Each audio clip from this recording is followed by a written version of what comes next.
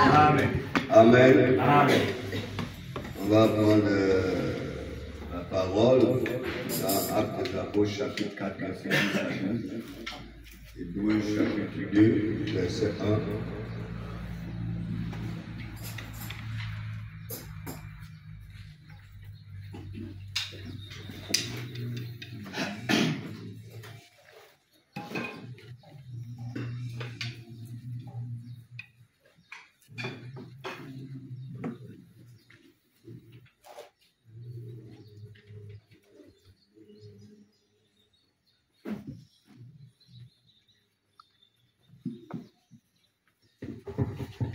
Il est écrit ici dans Acte 4, verset 10. Sachez-le donc tous et que tout le peuple Israël le sache.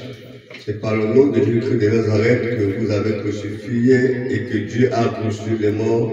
C'est par lui que cet homme s'est présenté en pleine santé devant vous. Jésus est la pierre rejetée par vous qui baptisez et qui est devenue la principale des langues. Il n'y a de salut en aucun autre, car il n'y a sur le ciel aucun autre nom qui a été donné parmi les hommes par lequel nous devons être sauvés. Nous regardons dans Hébreux chapitre 2, à partir du verset 1, il est écrit: c'est pourquoi nous devons d'autant plus nous attacher aux choses que nous avons entendues, de peur que nous ne soyons emportés loin d'elles. Car si la parole annoncée par les anges a eu son effet, et si toute transgression et toute désobéissance a reçu une juste rétribution, comment échapperons-nous en négligeant un si grand salut qui annoncé d'abord par le Seigneur, nous a été confirmé par ceux qui l'ont entendu, Dieu appuyant leur témoignage par des signes, des prodiges, des divers miracles, par les dons du Saint-Esprit distribués selon sa volonté. Amen. Amen. Dieu Tout-Puissant, Créateur du ciel et de la terre, nous te disons merci encore une fois, Seigneur, pour ce privilège que tu nous as accordé à venir dans ta maison. Seigneur, là où notre pays est en train de célébrer son indépendance donnée par l'homme, mais nous venons devant toi pour célébrer, ô Dieu, notre liberté, parce que quand il est écrit que quand la parole t'a franchi, quand le fil t'a franchi, te rend libre, réellement libre.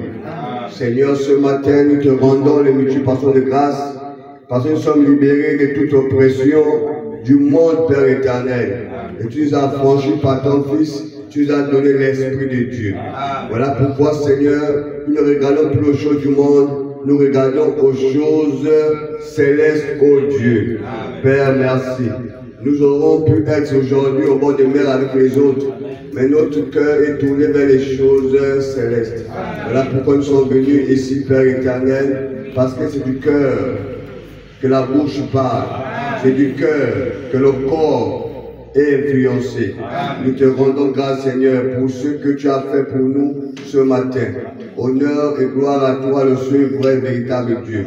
Nous confions ces moments sous ta gouvernance, sous ta prééminence, sous ta direction, sous ton autorité, sous ton pouvoir, Seigneur éternel. Nous abandonnons à ta Seigneurie ce matin. Nous abandonnons, Seigneur éternel, à ton autorité ce matin. Seigneur, descends, prends ce micro et parle à ton peuple. Que chaque cœur soumet à ta parole.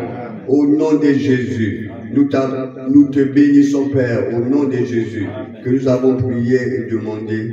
Amen. Amen. Notre Père, aux cieux, que ton nom soit sanctifié, que ton règne vienne, que ta volonté soit faite sur la terre comme au ciel. Donne-nous aujourd'hui notre pain quotidien. Pardonne-nous nos offenses, comme nous pardonnons aussi à ceux qui nous ont offensés. Ne nous soumets pas à la tentation, mais délivre-nous du malin, car c'est à toi qu'appartient le règne, la puissance et la gloire pour les siècles des siècles. Au nom de Jésus-Christ, notre demandé. Amen. Bonne place. Vous savez que la prière de notre Père, là, c'est comme notre hymne national. Hein? Amen. Chaque chrétien doit savoir connaître la prière de notre Père. Amen. Vous devez connaître la prière là. Vous savez, la fois passée, j'ai écouté un bon Gabonais chanter l'hymne national. Et il s'est embrouillé sur un passage là. Là où on parle de l'ardeur, il dit la guerre. Amen. Il a dit ça 2 fois. Là où on parle de l'ardeur, dans l'hymne national, il parle de la guerre. Donc je l'ai écouté parler, et je suis venu vers lui, je dis non, ne dit pas la guerre, c'est pas la guerre, c'est l'ardeur. Et il était content. Il m'a dit merci, merci, merci. Que Dieu bénisse. Donc nous devons connaître notre hymne national qui est notre Père. C'est là Matthieu combien? Matthieu 7 ou Matthieu 6. C'est dans Matthieu 7 ou Matthieu 6. Matthieu 7, 7. Hein? Amen. Ou Matthieu 6. Ça doit être dans Matthieu 6. Notre Père. Hein? Vous devez connaître ça. Je vous donne le passage là pour vous partir à la maison. Vous lisez, vous regardez. Voilà, dans Matthieu 6. Matthieu 6, à partir du verset 7. Ça dit, en priant, ne multipliez pas des belles paroles comme les païens qui s'imaginent qu'en faute de parler, ils seront exaucés. Il dit, ne leur ressemblez pas car votre Père sait de quoi vous avez besoin. Amen. Avant que vous lui demandiez. Voici donc comment vous devez prier. Notre Père qui est aux cieux, que ton nom soit sanctifié, que ton règne vienne, que ta volonté soit faite sur la terre comme au ciel. Donne-nous aujourd'hui notre pain quotidien. Pardonne-nous nos offenses, comme nous aussi nous pardonnons à ceux qui nous ont offensés. Ne nous induis pas en tentation, mais délivre-nous du malin, car c'est à toi qu'appartient dans tous les siècles le règne, la puissance et la gloire. Amen. Maintenant, nous on dit au nom de Jésus. Amen. Voilà, donc dans Matthieu 6, du verset 7. Vous pouvez étudier ça bien à la maison. Et puis, bon. Alors, ce matin, nous allons parler du rejet de la pierre. C'est à la fin du message même. Le rejet de la pierre. Le rejet de la pierre. Nous allons d'abord connaître qu'est-ce que la pierre et qu'est-ce que nous allons faire de la pierre. Que Dieu bénisse. Amen. Alors, en lisant ce passage de Actes chapitre 4 là, l'apôtre dit ici, il prêche, il dit ceci, il parle à Israël. Sachez-le, peuple d'Israël. Alors ce matin, nous parlons à Elohim ici. Amen. Sachez-le, c'est par le nom de Jésus de Nazareth que vous avez crucifié, que Dieu a ressuscité des morts.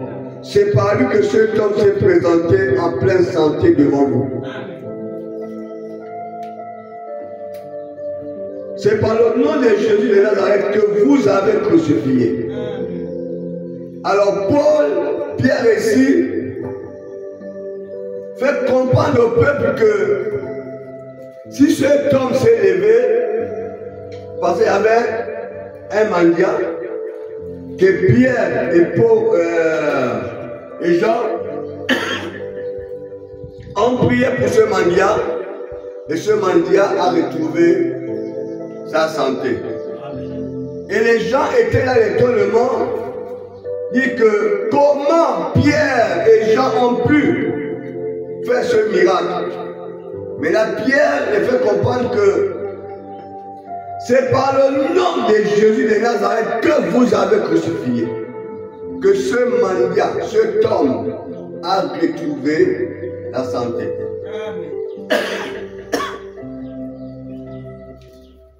Un homme qu'ils ont crucifié par peut-être un mauvais cœur, par quoi, je ne sais pas, par le suivi, par la tromperie de l'ennemi, par la foule. Vous savez que il y a des gens qui rentrent même dans la foule ou sur certaines personnes pour condamner l'autre en ne sachant même pas ce qui se passe. Mais comme ils écoutent, c'est un mauvais, ils aussi c'est un mauvais, c'est un mauvais, c'est un mauvais. Mais les gens avaient culpabilisé Jésus. Les gens avaient jugé Jésus. Les gens avaient condamné Jésus qui n'était pas bien. Les gens l'ont jugé méchamment. Et Jésus les a dit à ses disciples que je suis le bois vert. Si on me jette au feu, combien vous les bois secs? Amen. Logiquement, le bois comme au feu, c'est le bois sec. Amen. Mais ils ont pris le bois vert, ils ne pas mettre le bois vert pour vous montrer la méchanceté de l'homme envers Dieu. Amen. Que cela ne vous étonne pas où l'homme s'élève contre Dieu. Amen. Jésus dit, je suis au bois vert, on me jette au feu. Pour vous montrer combien l'homme haït son Dieu. Mais qui fait ces choses? C'est le diable. Amen. Qui peut prendre un bois vert et mettre au feu? On sèche tout le bois sec. Notre truc disparaît, c'est ça parce qu'ils viennent se prendre ça pour aller préparer les gâteaux. Ou pour les femmes qui vont accoucher. Parce que c'est le bois sec. Alors qu'il y a les bois verts là partout. Mais parce qu'on sait consciemment qu'on ne peut pas mettre un bois vert au feu. Mais l'homme est tellement méchant qu'il a mis le bois vert au feu qui est Jésus. Amen. Mais combien de fois nous, si la tribulation s'élève aujourd'hui contre l'Église, nous qui ne sommes même pas les pasteurs, nous sommes les comme le vrai pasteur c'est lui-même. Amen. Il a posé comme les pasteurs, comme les apôtres, comme les docteurs, comme les prophètes, comme les évangélistes, parce que le vrai c'est lui-même. Amen. Alors si on dit que ton pasteur est faux, il a raison, le vrai c'est Dieu lui-même. Amen. Ton prophète là c'est un faux, tu as raison, amen, le vrai c'est lui-même. Amen. Nous ne sommes que les comme. Amen. Il est comme Félicien, mais ce n'est pas, il ressemble seulement à Félicien, il n'est pas Félicien. Donc nous ressemblons seulement au pasteur. Le vrai pasteur c'est lui-même. Alléluia. Donc tu peux traiter quelqu'un de faux, un faux pasteur, tu as raison mon frère. La Bible m'a déjà donné, la Bible dit que nous sommes même des serviteurs inutiles. Amen. Nous sommes des serviteurs inutiles destinés à la boucherie. Amen. Amen. Mais seulement il t'a averti, dit que tu pour Dieu mon serviteur. S'il tombe, où est ton problème? Amen. Alléluia. Donc vous comprenez ainsi que les gens avaient crucifié Jésus par méchanceté. Et Jésus c'est Dieu lui-même. Amen. Et quand les pierres ont amené l'homme à la vie, où on redonné la santé à cet homme, les gens étaient dans l'étonnement total, et ils se sont posé la question, comment? Et Pierre dit, sachez-le, c'est par le nom de Jésus de Nazareth que vous l'avez crucifié. Que Dieu a reçu les morts, c'est par lui que cet homme s'est présenté en pleine santé devant vous. Et puis il dit ensuite, Jésus est la pierre rejetée. Amen. Amen. La pierre comment? Alors, donc, si vous rejetez Jésus, ça ne me dérange pas. Amen. Et ça ne m'étonne pas. Mais j'ai seulement pitié de vos âmes. J'écoute les gens qui adoraient Jésus, qui priaient Jésus, qui disaient même que Jésus les a apparus, les a parlé. Aujourd'hui, ils traitent Jésus de faux. Aujourd'hui, ils racontent tout sur Jésus. C'est normal. La parole de Dieu dit, c'est la pierre rejetée. Amen. Alléluia. Amen.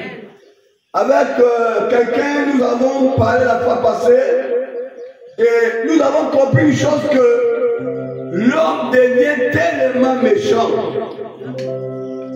Pourquoi la méchanceté? Pourquoi la méchanceté? Même l'homme que tu as fait du bien, même l'homme que tu as dans le travail, même l'homme que tu as fait ceci et cela, l'homme là se lève contre toi. Que ça ne vous trouble pas. La Bible dit dans les temps de la fin, l'homme sera méchant. Ça dit que la méchanceté va augmenter. Amen. Le cœur de l'homme va se tourner davantage vers la méchanceté. Amen. Que ces choses ne vous troublent pas. Amen. Et c'est le signe des temps. Quand vous voyez ces choses-là, ça doit vous donner confiance à la parole. Amen. Parce que les choses qu'on voit là, dit, mais comment c'est possible? Oui, ça nous amène vers l'accomplissement de la parole. L'homme sera davantage méchant. Amen. Hier, j'ai suivi une vidéo. Je pense que je vous envoie peut-être dans le groupe. Mais je peux écouter ce qui se parlait là, comme les gens dormaient déjà. Comment ils ont fait pour mettre l'homme dans le mur? Dans les briques comme ça. Ils ont mis un homme dedans. Je peux écouter ce qu'il parlait. J'ai vu seulement les hommes casser le mur, casser pour faire sortir un grand garçon. Amen. Je ne sais pas si c'était au Bénin, si c'est où, je ne sais pas. Ils ont enterré un homme dans le mur. Et l'homme était vivant. Vivant. Voyez, l'homme, par sa méchanceté jusqu'au il parle. Et ça, c'est même rien. Quand vous suivez la fois par quelque chose qui s'est passé là où un garçon prend une jeune fille, un bébé, il part violer. Ça scandalise. Mais c'est la méchanceté, c'est le l'homme. Voilà pourquoi vous devez veiller. Vous devez veiller sur vos enfants, vous devez veiller. Parce que l'homme devient méchant, même ton voisin. Là où vous êtes, il peut t'attraper l'enfant, il part égorger. Vous allez chercher l'enfant, l'enfant où? Le voisin qui est parti égorger. Amen. Ces choses-là vous avertissent. Ça veut dire que vous ne devez pas faire confiance à n'importe qui. Amen. Amen. Amen. Pas faire confiance à n'importe qui. Les hommes deviennent tellement méchants. L'esprit du diable rôde comme un lion rugissant, cherchant qui va dévorer. Amen. Faites attention. Vos petits garçons, ils attrapent. Parfois, c'est pas qu'elle est de loin. Ils payent les gens. Les gens, ils prennent l'argent, ils attrapent un jeune garçon, ils peuvent couper la tête, ils enterrent. Vous cherchez l'enfant, il est enterré. C'est la méchanceté de l'homme aujourd'hui. Tout pour l'homme, il voit l'argent, il voit la gloire, il voit ceci. C'est ça, mes amis. Amen. Vous devez veiller, veiller sur vos enfants. L'homme est capable. Amen. La soeur ici, la soeur Iris. Bon, elle n'est pas là aujourd'hui parce qu'elle voyage, elle a perdu sa grand-mère. Donc, elle part à Monda. La soeur Iris avait perdu son enfant de 4 ans. Elle habite encore au 4e. On ne sait pas ce qui s'est passé. Quelqu'un peut pris l'enfant balancé. Jusqu'à peu, je ne sais pas ce qui s'est passé. Elle avait 4 ans. Peut-être c'est les voisins. Peut-être c'est X, je ne sais pas. Donc vous devez faire attention. Dieu vous allez avertir. Dieu vous allez parler. Même parfois, vous prenez les enfants, vous envoyez chez les voisins. Vous envoyez chez les copines. Vous envoyez chez les je ne sais pas trop. Vous ne savez pas l'expliquer là-bas. Vous ne savez pas ce qui se passe dans leur maison. Vous ne savez pas les influences qui sont là-bas. Amen. Faites attention, mes amis. La méchanceté de l'homme dans ce dernier cas a augmenté. L'homme devient davantage méchant. Amen. Les enfants sont exposés. Ils vont vous dire quoi? Si vous prenez l'enfant, vous envoyez de chez votre copine, chez je ne sais pas trop, quand on travaille sans tête, l'enfant va vous dire quoi? Amen. Même dans les taxis, veillez. Les gens peuvent avoir des bébés dans les taxis, il y a quelqu'un qui appelle une sorcière, tu prends l'enfant, tu tournes la tête vers et la personne tourne l'enfant là. Non! Amen. Les gens sont devenus tellement méchants. Veillez sur ces détails-là. Quand la Bible vous parle, c'est dit que vous devez veiller sur ces détails. Amen.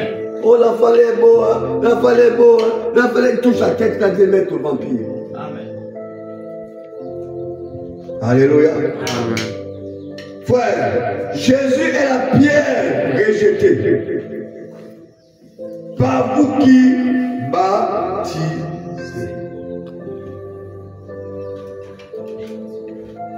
Tu construis ta maison, mais il y a une pierre principale, mais cette pierre-là, tu la jettes ou tu la rejettes. Pourquoi on rejette cette pierre? Parce que cette pierre-là ne m'intéresse pas. Vous voyez la brique là-bas. Ceux qui montent les briques ont jugé que la brique n'était pas digne. Amen. Après la brique est abandonnée. Et la brique là, peut-être la brique principale. C'est comme ça que les gens qui construisent. Ils regardent la brique là, la brique est utile. Ils peuvent même prendre une brique qui est bien casse pour venir encore monter quelque chose. Mais l'autre brique là, non, ça c'est pas bien. Mais comme les mains d'avant, c'était les pierres. Et c'est comme ça que nous faisons dans nos vies. Ah, ça là, c'est pas important. Voilà pourquoi Jésus enseignait qu'il y a deux hommes qui ont construit leur maison. Il y a un qui a construit sur le sable parce qu'il ne voulait pas forcer. Amen. Il a construit sur le sable. Il ne veut pas travailler dur.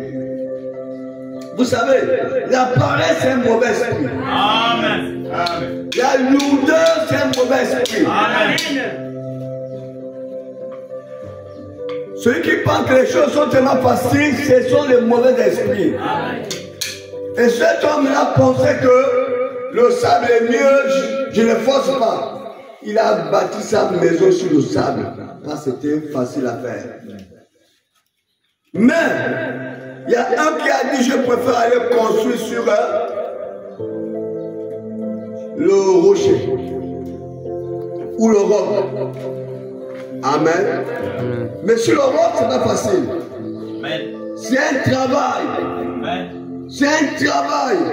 Tu vas transpirer. Tu vas même peut-être te blesser. Amen. Mais c'est toi qui as fait le bon choix. Amen. L'autre a fait le choix de la facilité. Et toi, tu as fait le bon choix quand tu transpires. Mais voilà combien un jour, la pluie va tomber. Et quand la pluie va tomber, celui qui a conçu sur le sable va se rendre compte qu'il a fait un mauvais choix. Amen. Le choix de la facilité ne vient pas de Dieu. Amen. Le choix de la facilité vient toujours du diable. Amen. Le choix qui voit les choses faciles, ça vient du diable. Amen. Dieu n'a jamais conduit ses serviteurs à la facilité. Amen.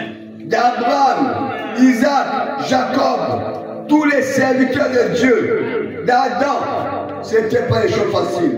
D'Abel, ce n'était pas facile. Amen. Aller attraper l'agneau, courir après l'agneau, attraper l'agneau, dépêcher, avec le sang, la saleté, l'odeur. Alors Caïn, lui, il avait choisi des choses simples. Prendre les fleurs et les fruits. Alléluia. Amen. Regardez Abraham, que Dieu appelle. Il dit, qui d'abord ton village? Sur moi. Et quand Abraham sort, il met la compassion, il prend son père et son neveu, il l'amène. Alors que le père était un ancêtre de Gonzé. Amen. Le neveu était un ancêtre de Ndjobi. Amen. De traditionnalistes. Il les a menés avec eux. Dieu a dit aussi longtemps que ceux qui sont avec toi, je ne te bénirai pas. Et ça a retardé la bénédiction d'Abraham. Savez-vous que Dieu a gardé Israël longtemps pour un chemin perdu une semaine? Dieu l'a gardé 40 ans. Parce qu'il n'a pas compris quelque chose. Un chemin perdu de 7 jours, il a gardé 40 ans là. Alors, quand Abraham a compris pour se libérer de son père, de son neveu, c'est là où Dieu est venu maintenant. Bon, comme tu t'es libéré, voilà moi maintenant. Fais ceci et fais cela. Alléluia. Le choix. Frère Madame dit que beaucoup de prédicateurs ont prêché à Abraham. Quand regarde Matthieu, il y a l'enfant, après Matthieu est parti chez Toukara. Et regarde Jean, il y a un enfant parce que Jean est parti chez Moussavou. Il y a un danseur de Mbolé à Moussavou, il donne les enfants. Il y a beaucoup qui ont proposé à Abraham beaucoup de choses. Amen. Abraham pouvait céder. Amen. Mais Abraham a eu confiance en Dieu. Amen. Amen.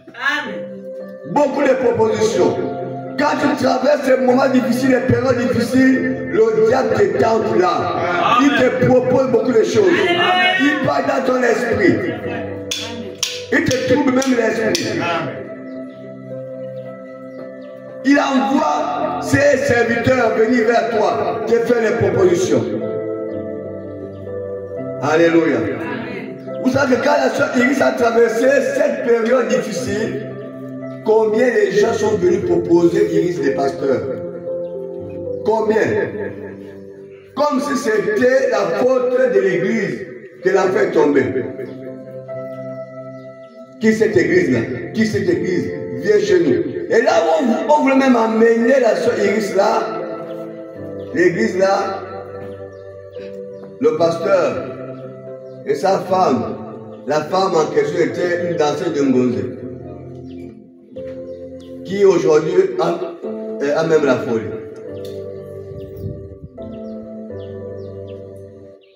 Alors, elle a eu beaucoup de visites, beaucoup de propositions qui quittent l'église, quittent la base chez nous.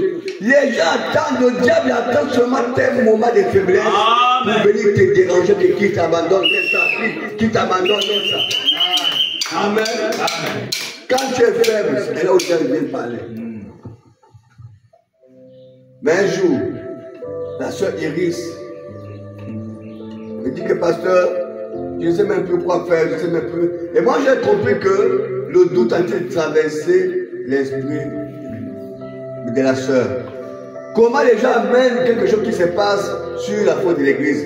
Qu'est-ce que l'église a fait? Tout simplement parce que les gens veulent. Et ça, c'était le plan du diable là derrière. Amen. Comme il a tenu, Dieu l'a béni. Amen. Parfois, notre question de bénédiction aujourd'hui, tu ne sais pas par quel chemin la personne a traversé. Amen. Oh, Dieu aime, mais moi Dieu n'aime pas. Tu ne sais pas ce que les autres ont traversé. Pas où les autres sont passés. Amen. Amen. Amen. Non. Frère, quand tu vois l'homme béni, n'envie pas. Va d'abord, frère, comment tu as fait? Il va te dire son expérience. Amen. C'est la vérité. Amen. Et les gens ne comprennent pas. Aujourd'hui, beaucoup de gens rentrent même dans les choses bizarres. Vous voyez les autres bénis. Ils voient les autres à ça, les autres à ça. Tu ne sais pas. Il y a d'autres que Dieu bénit, il y a d'autres qui suivent les voies maintenant bizarres. Amen. Alléluia. Que Dieu bénisse. Jésus est la pierre rejetée Amen. par ceux qui baptisaient leur maison. Ne construis pas ta vie sans Jésus. Amen. Ils ont fait voilà mes amis, c'est mieux. Par grâce